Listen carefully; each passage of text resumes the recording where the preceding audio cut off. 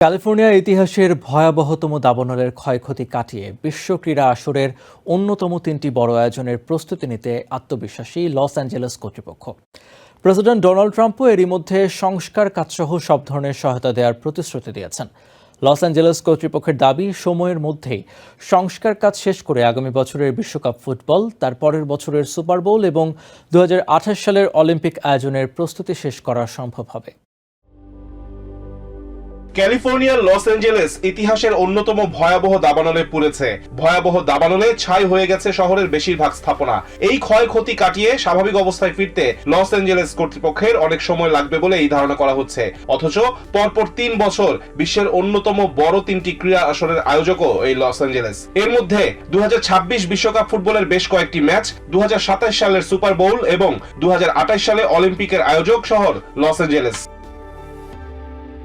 স্বাভাবিকভাবেই প্রশ্ন উঠেছে, এত অল্প সময়ের মধ্যে ক্ষয়ক্ষতি কাটিয়ে এত বড় আয়োজনের সক্ষমতা লস অ্যাঞ্জেলেস অর্জন করতে পারবে কিনা।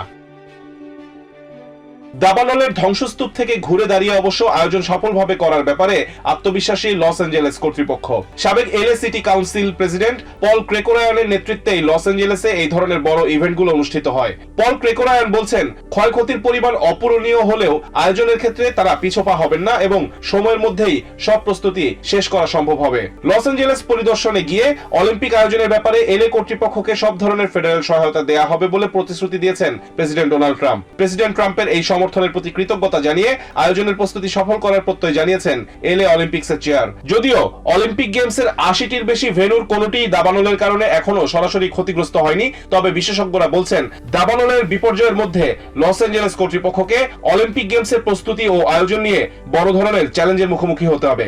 সাবেক সিটি কাউন্সিলম্যান মাইক বোনিন বলছেন, এত বড় প্রাকৃতিক বিপর্যয়ের প্রভাব কাটিয়ে বিশ্ব আসর আয়োজন লস অ্যাঞ্জেলেস কর্তৃপক্ষের জন্য খুব একটা সহজ কাজ হবে না। Rizwan Kader, TVN 24 news desk.